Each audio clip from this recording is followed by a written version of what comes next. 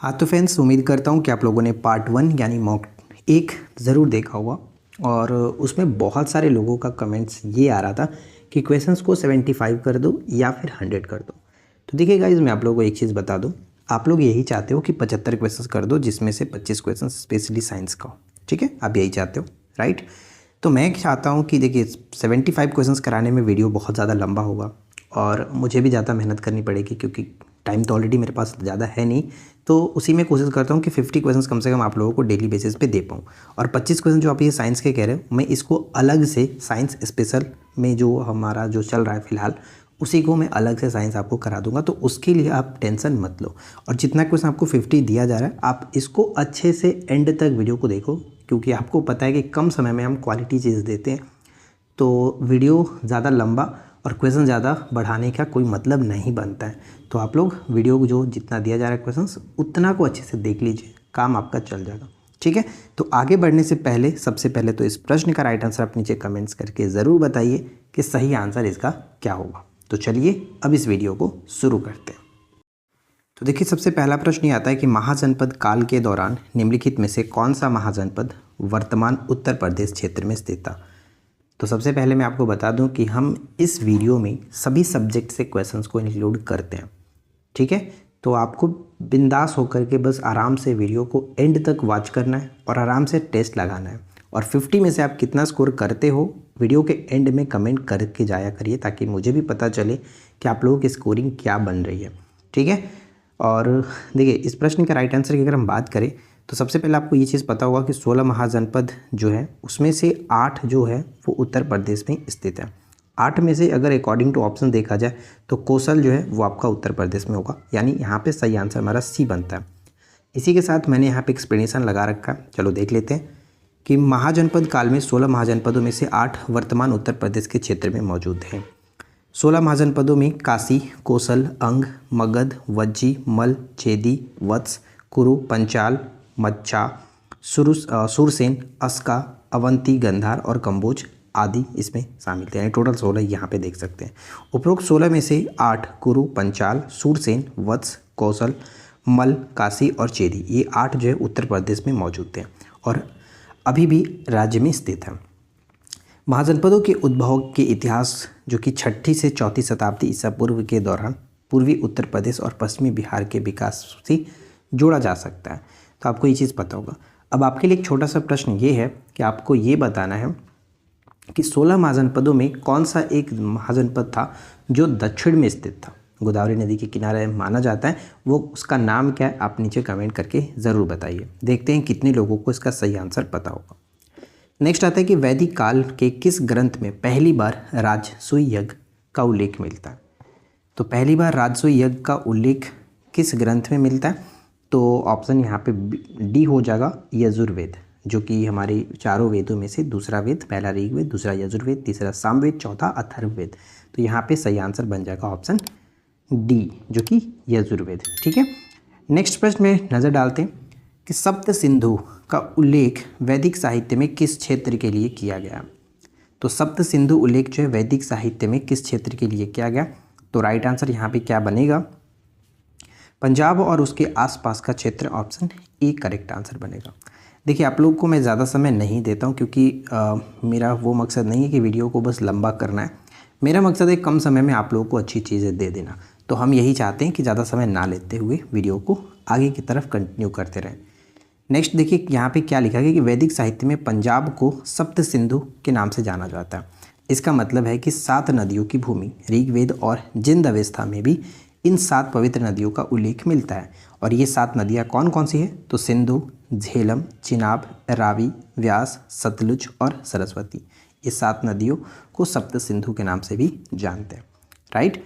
चलो आगे बढ़ते हैं। अगला प्रश्न, गुप्त शासकों द्वारा जारी किए गए तांबे के सिक्के को क्या कहते हैं। ध्यान से, गुप्त शासकों द्वारा तांबे के सिक्के को, चांदी के सिक्के को हम लोग कहते थे रूपक, सोने के सिक्के को दिनार, और यहाँ पे करसापर्ण हो जाएगा ऑप्शन सी। ठीक है, करसापर्ण सी को टिक करेंगे।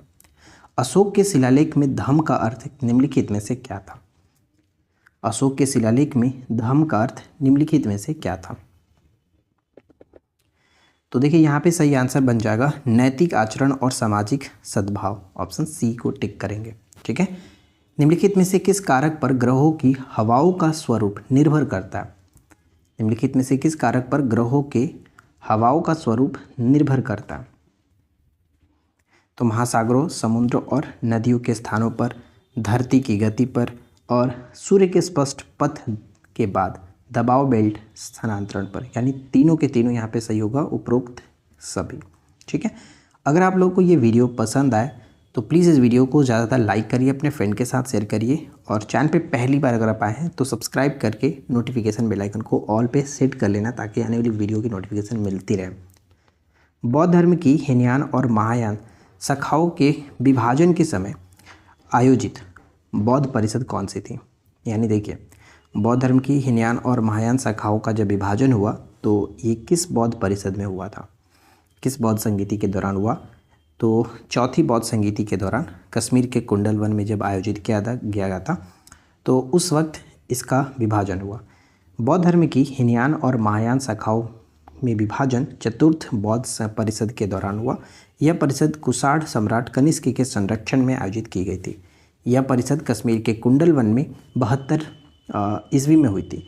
इस परिषद की अध्यक्षता जो कर रहे थे वसुमित्र ने की थी और अश्वघोष उनके सहायक थे। ठीक है, यहाँ से भी 2-3 प्रश्न कई बार पूछे गए, पता होगा। इस परिषद के बाद बौद्ध धर्म 2 संप्रदायों में बंट गया, एक महायान और एक हीनयान। महायान और हीनयान में एक अंतर होता है, बहुत सारे अंतर हैं, लेकिन मेनली जो पूछा जाता है वो मैं आपको बताता हूँ कि महायान जो है वो बौद्ध धर्म में बुद्ध की दिव्यता में विश्वास किया जाता है, और वहीं क्या होता है कि हीनयान में क्या होता है कि बौद्ध धर्म में गौतम बुद्ध को एक आम नागरिक के रूप में देखा जाता है। ठीक है, महायान बौद्ध धर्म में मूर्ति पूजा को प्रोत्साहित किया जाता है। नेक्स्ट पॉइंट आता है कि खिलजी वंश के किस सुल्तान ने बाजार नियंत्रण करने की नीति अपनाई थी?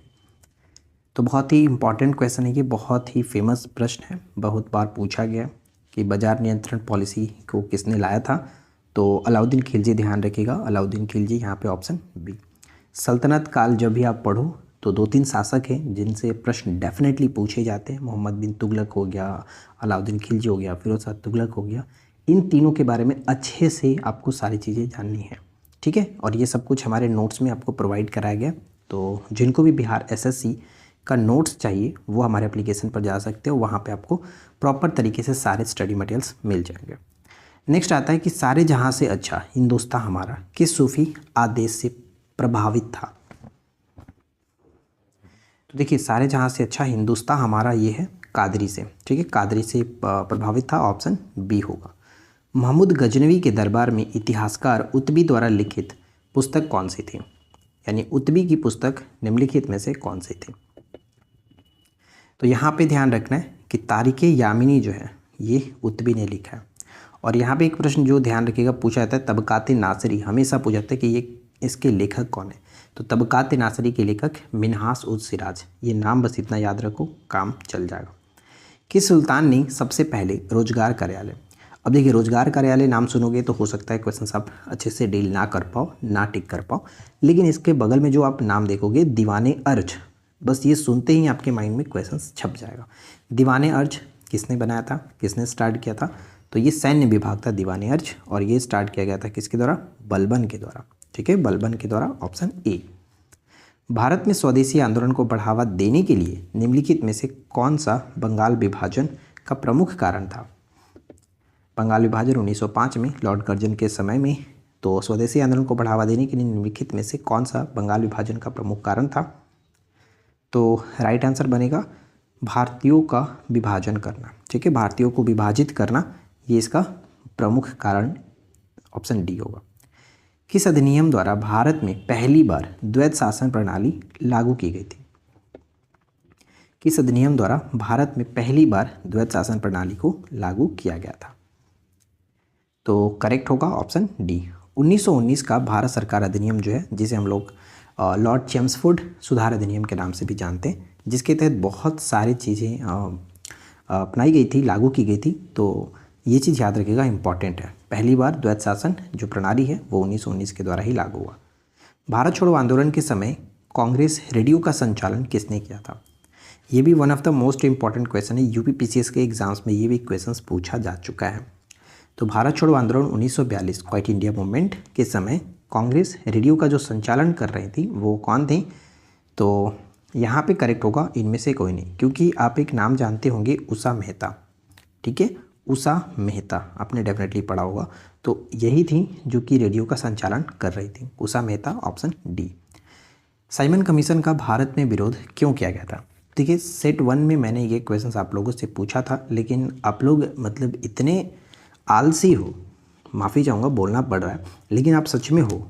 कोई भी क्वेश्चन मैं आप लोगों से पूछता हूँ उसका कमेंट में किसी का भी आंसर नहीं आता है, पता नहीं क्यों। एक आपको कमेंट करने में मैं एक्स्ट्रा चीज़ें तो नहीं पूछ रहा हूँ ना कि क्या आपके लाइफ में क्या चल रहा है, मैं तो क्वेश्चंस के रिगार्डिंग ही पूछता हूँ यार, वो भी आप नहीं टाइप करते हो।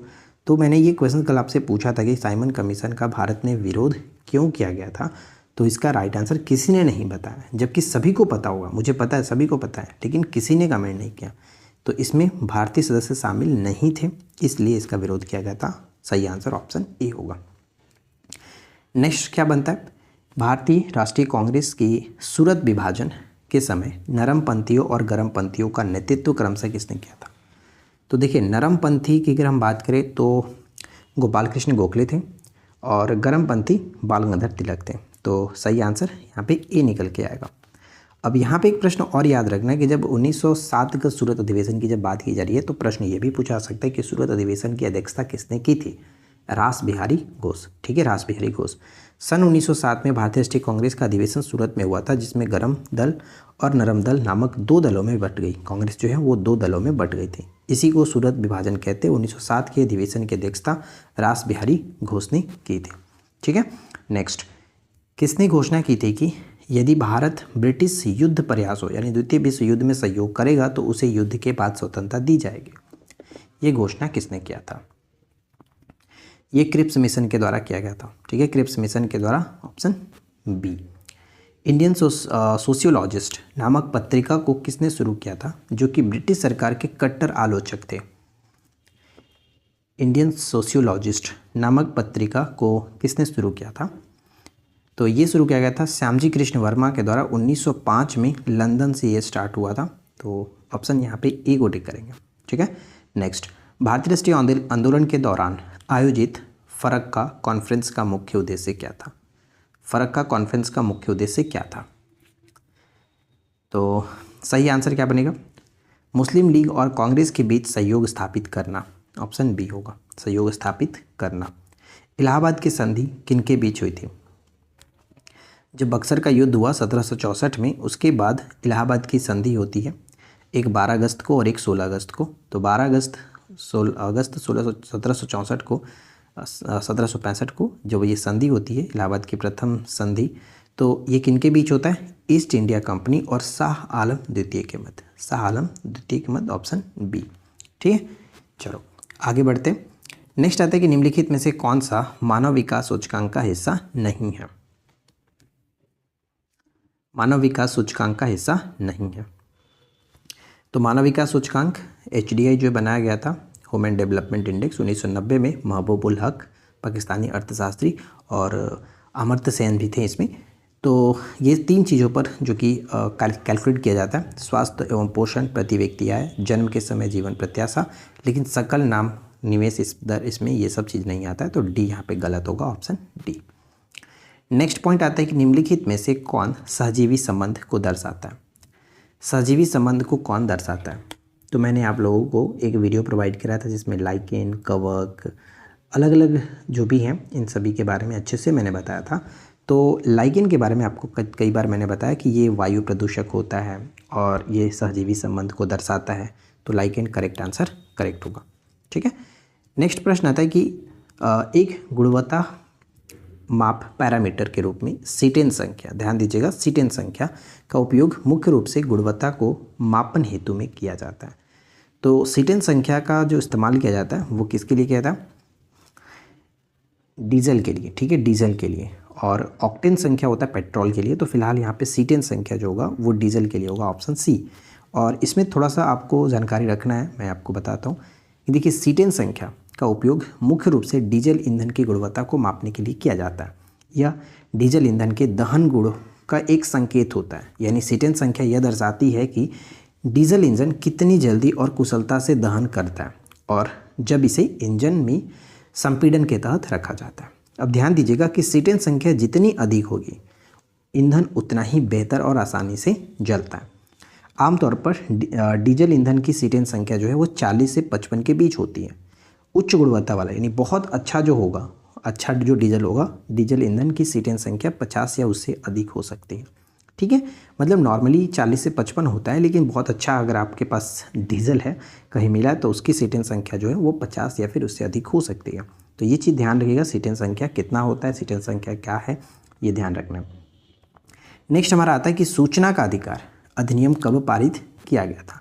तो देखिए गाइस, सूचना का अधिकार अधिनियम फिलहाल हम आरटीआई ही देखते हैं। साउथ ईस्टर्न रेलवे में जब हम हैं तो वहाँ पर मुझे south eastern railway Kharagpur division का पूरा डिवीज़न का, मतलब खड़गपुर डिवीज़न के पूरे डिवीज़न का हमें आरटीआई देखना होता है। ठीक है, आरटीआई हम लोग देखते हैं। तो ये चीज़ आपको बताना है कि आरटीआई अधिनियम कब पारित किया गया था। तो आरटीआई अधिनियम पारित किया गया था, पूछा गया पारित किया गया था 15 जून 2005 को। अगर आपसे पूछे कि ये पूरे देश में लागू कब से हो गया तो 12 अक्टूबर 2005 से लागू हो गया था। तो फिलहाल क्वेश्चंस के अकॉर्डिंग हमारा सही आंसर ऑप्शन बी बनेगा। ठीक है, चलो इसके बारे में अच्छे से समझ लेते हैं। यह अधिनियम 15 जून 2005 को पारित किया गया था, लेकिन इसके लागू होने की जो तारीख है 12 अक्टूबर 2005 को तय की गई। इसके बाद से भारतीय नागरिकों को सरकारी विभागों और सार्वजनिक प्राधिकरणों से जानकारी प्राप्त करने का अधिकार मिल गया, जिससे सरकार और प्रशासन में पारदर्शिता यानी पारदर्शिता जो है, ट्रांसपेरेंसी जिसको कह सकते हो आप, पारदर्शिता और जवाबदेही बढ़ गई। ठीक है, मतलब आप कुछ भी किसी भी डिपार्टमेंट से उसके बारे में जानकारी मांग सकते हो। राइट, चलो नेक्स्ट आता है कि भारत के उत्तर पश्चिमी हिस्से में सर्दियों के दौरान निम्न में से कौन सा वर्षा का कारण बनता है। उत्तर पश्चिमी हिस्से में तो ये पश्चिमी विक्षोभ यानी पश्चिमी उपद्रव के कारण होता है। ऑप्शन बी यहाँ पे करेक्ट होगा। भद्रा वन्यजीव अभयारण्य किस राज्य में स्थित है। तो भद्रा वन्यजीव अभयारण्य पड़ता है आपका कर्नाटक के अंतर्गत, तो ऑप्शन डी कर्नाटक के अंतर्गत। नेक्स्ट कि सारनाथ के हिरण पार्क में बुद्ध के पहले प्रवचन को क्या कहा जाता है। तो बुद्ध ने सबसे पहला जो प्रवचन है वो सारनाथ में दिया था और सबसे ज़्यादा जो उन्होंने प्रवचन दिया वो श्रावस्ती में दिया। ठीक है, तो सबसे पहला जो इनका प्रवचन था इसे हम लोग धर्मचक्र प्रवर्तन के नाम से जानते हैं। ऑप्शन डी धर्मचक्र प्रवर्तन। नॉर्दर्न रसीदपुर फील्ड में गैस का विशाल भंडार मिला, यह स्थान कहाँ है। तो नॉर्दर्नपुर रसीदपुर जो फील्ड है ये पड़ता है आपका बांग्लादेश में। ठीक है, बांग्लादेश में। Option C. किस इतिहासकार ने कहा था कि अकबर का दीन-ए इलाही उसकी मूर्खता का स्मारक था। दीन-ए इलाही जो है अकबर ने स्टार्ट किया था और इसे महेश दास, जिसे हम लोग बिरबल के नाम से जानते हैं, उन्होंने इसको स्वीकार किया। और इसके बारे में मूर्खता का स्मारक किसने कहा था, तो बी ए स्मिथ। ठीक है, option B B A Smith. निम्नलिखित में से किस अभिलेख या फिर शिलालेख में सती का प्राचीनतम संदर्भ मिलता है।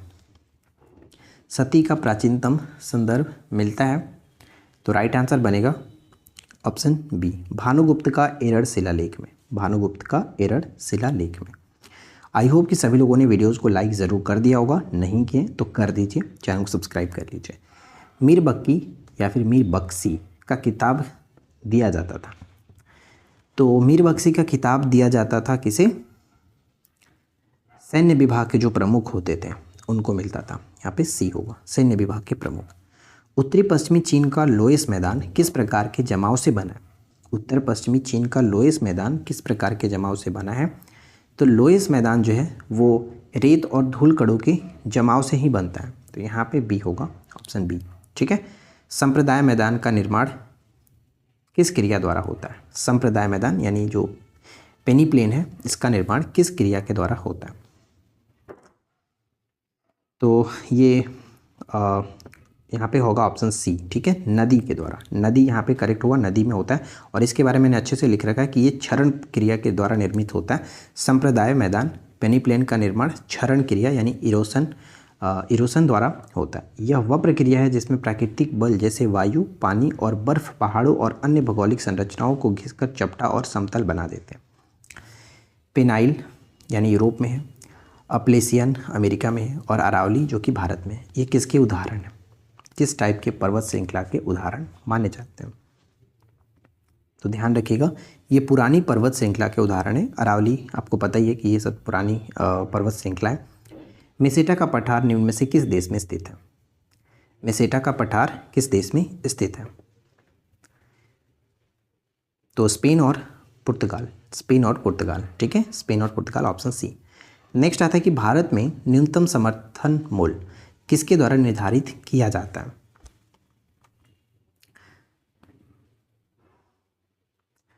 थोक मूल्य सूचकांक, अभी करंट अफेयर्स 2 से 3 दिन पहले आपने पढ़ा होगा। एक चीज़ मैं आपको बताता हूँ कि जो थोक मूल्य सूचकांक है, इसका आधार वर्ष अभी हम जो मानते हैं 2011-12 माना जाता है, लेकिन अब इसको चेंज करने के लिए एक समिति का गठन किया गया है और ये जो चेंज होगा वो 22-23 हो जाएगा, ठीक है, 22-23 हो जाएगा। तो पहले हम जितने भी आधार वर्ष जानते थे 11-12 को माना जाता था, लेकिन अब ये चेंज होकर के 22-23 हो जाएगा। ये समिति का गठन किया गया। तो मैंने करंट अफेयर्स के नोट्स में ये जब चीज़ मैं लिख रहा था तो वहाँ पर मैंने इसे पढ़ा है, तो थोड़ा सा आप लोग याद रखना, ठीक है। चलो आगे बढ़ते हैं और यहाँ पे मैं आपको बता दूँ, अच्छा ये हो सकता है पूछ ले कि ये जो समिति का गठन किया गया मतलब गठित समिति जो है वो किसके नेतृत्व में है? तो रमेश चंद, ठीक है, रमेश चंद समिति है, वो भी मैं आपको बताता हूँ, रमेश चंद समिति, ठीक है। चलो ये तो करंट का बात था, लेकिन हम यहाँ पे आते हैं न्यूनतम समर्थन मूल्य किसके द्वारा निर्धारित किया जाता है? तो कृषि लागत और मूल्य आयोग जो है यहाँ पर ऑप्शन बी होगा, ठीक है, बी हो जाएगा। नेक्स्ट आता है कि मुद्रास्फीति की स्थिति में निम्नलिखित में से किसकी क्रय शक्ति घटती है? ध्यान दीजिएगा, बहुत अच्छा सवाल है ये। मुद्रास्फीति की स्थिति में निम्नलिखित में से किसकी क्रय शक्ति घटती है? तो क्या बनेगा करेक्ट आंसर? ऑप्शन होगा ऑप्शन ए, यानी उपभोक्ताओं की क्रय शक्ति घटती है। चलो इसके बारे में अच्छे से समझते हैं। यहाँ पे देखिए, मुद्रास्फीति की स्थिति में नागरिकों की क्रय शक्ति घटती है। जब मुद्रास्फीति बढ़ती है तो वस्तुओं और सेवाओं की कीमतें बढ़ जाती हैं, लेकिन आय का स्तर स्थिर रहता है या उसमें बहुत कम वृद्धि होती है।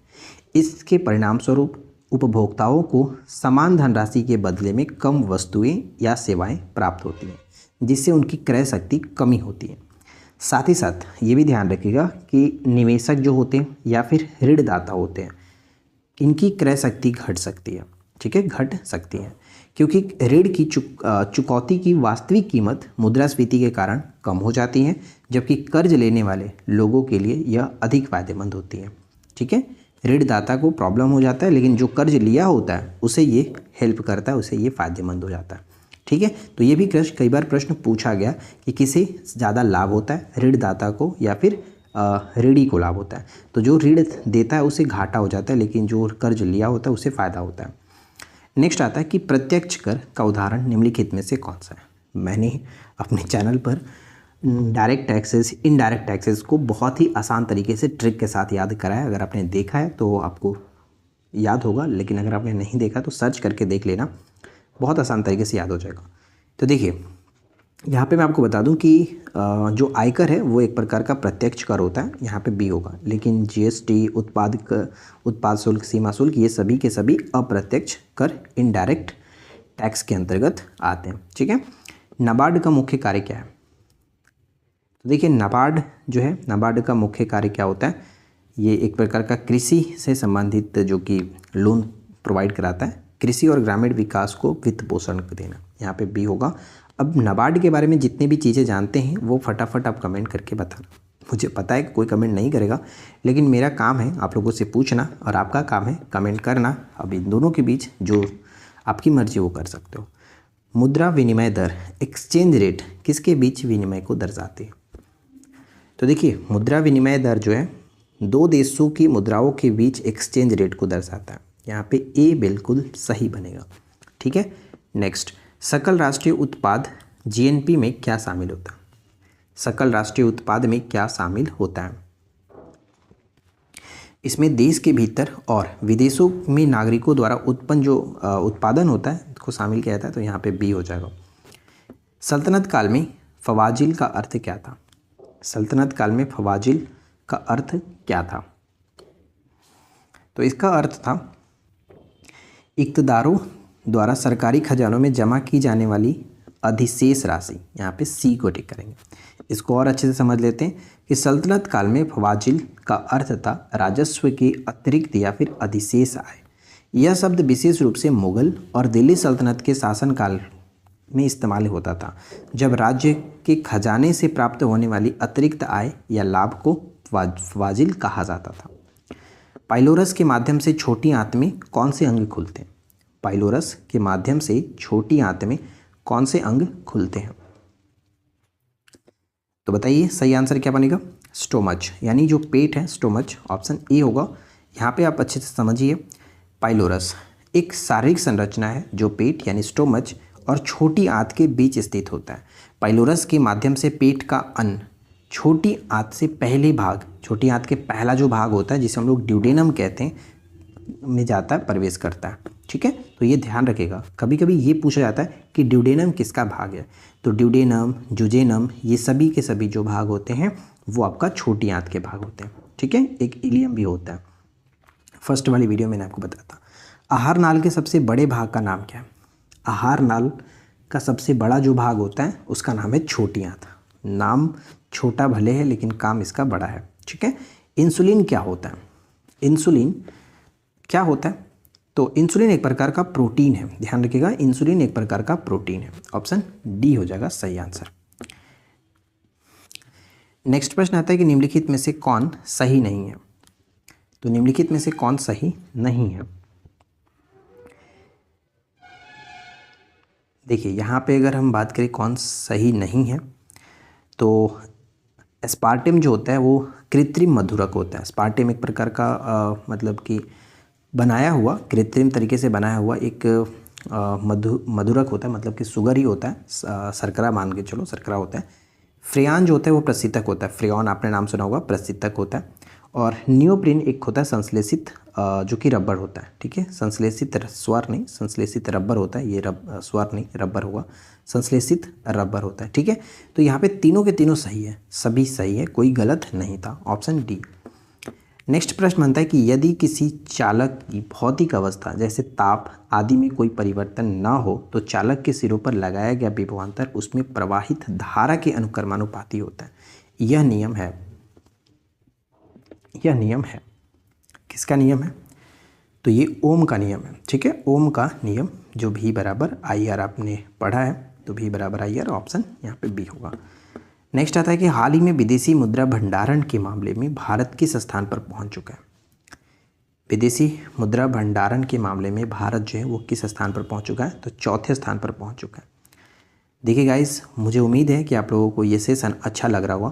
तो जितने लोगों भी वीडियो को देख रहे हैं सभी से रिक्वेस्ट है कि प्लीज़ जिन्होंने लाइक नहीं कर रखा है लाइक कर देना। हाल ही में किस देश में मारबर्ग, ठीक है, मारबर्ग वायरस के प्रकोप की समाप्ति की घोषणा की गई है? तो मारबर्ग वायरस के प्रकोप की समाप्ति की जो घोषणा की गई है वो रवांडा, ठीक है, रवांडा की जो राजधानी होती है वो है किगाली। ठीक है, नेक्स्ट प्रश्न जो कि अंतिम प्रश्न है, तो कमेंट करके बताना कितना सही आपने किया। हाल ही में पूर्व प्रधानमंत्री डॉक्टर मनमोहन सिंह जी का निधन हुआ, वे भारत के किस क्रम के प्रधानमंत्री थे? तो फटाफट से कमेंट करके बताइए कि सही आंसर क्या बनेगा। तो वो 13वें क्रम के प्रधानमंत्री थे, ऑप्शन डी हो जाएगा सही आंसर। तो उम्मीद है कि वीडियो हेल्पफुल लगी होगी, पसंद आया हो लाइक एंड शेयर कर देना। चैनल पे पहली बार है सब्सक्राइब करके नोटिफिकेशन बेल आइकन को ऑल पे सेट कर लीजिए। हम मिलते हैं आपके साथ इसी प्रकार के नेक्स्ट वीडियो में नए टॉपिक के साथ। Thanks for watching, keep learning, have a good day.